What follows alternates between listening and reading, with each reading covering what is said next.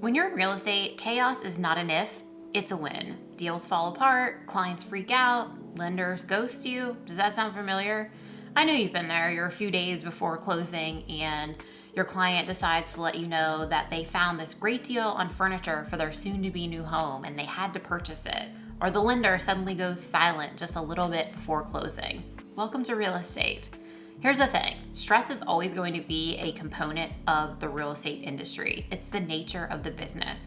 But what sets agents apart who are thriving versus those that are just barely hanging on is the ability to handle stress. So in today's video, I'm sharing 5 strategies to stress-proof your real estate business and more importantly, keep your sanity while you're doing it. Tip number 1 is a 30-second reset. Stop, breathe, repeat. The first thing that you need to do when shit starts to hit the fan and you want to immediately react is take a pause. Agents make a big misstep when things are happening, and instead of regrouping and really thinking about it, they fire off an email or they make a nasty phone call, and it just adds to the chaos. So when something is dropped in your lap that you weren't planning on, that you know you need to solve, stop, breathe, and then think about how you're going to respond. And what this does is just a quick breathing exercise. We're talking 30 seconds to a minute, depending on what you feel is best. And what it does is shut down your body's stress response. It's a quick reset for your nervous system. Stress is an emotional response, and we all know emotions do not belong in a real estate transaction.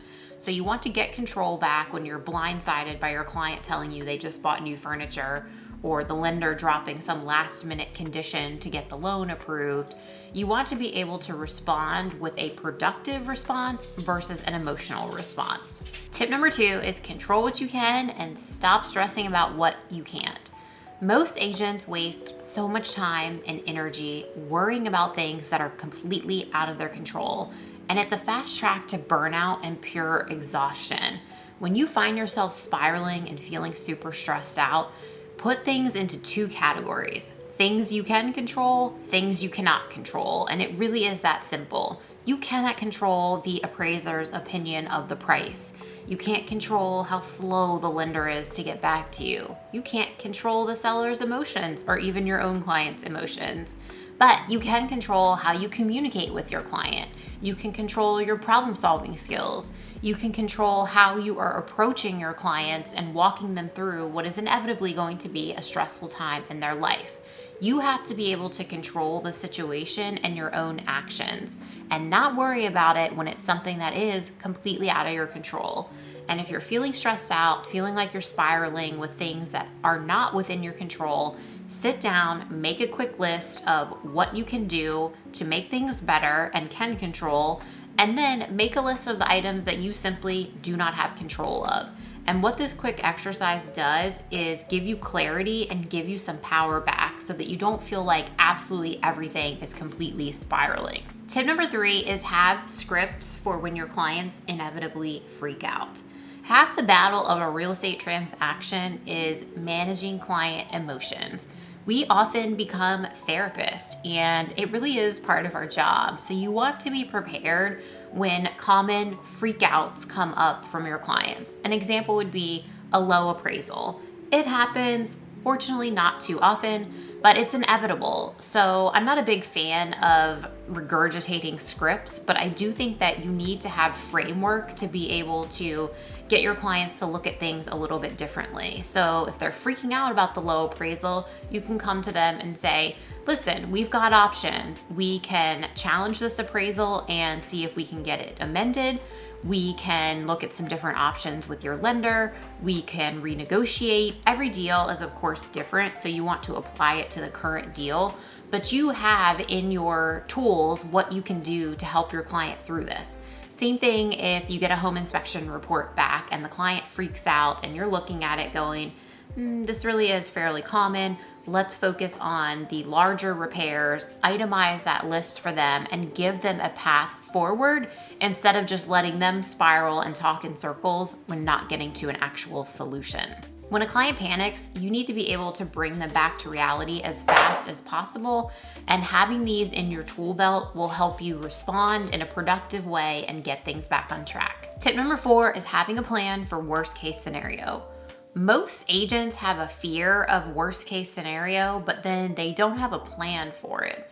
So if you are feeling anxious and stressed, thinking that a deal is going south, really sit down and ask yourself, what is worst case scenario?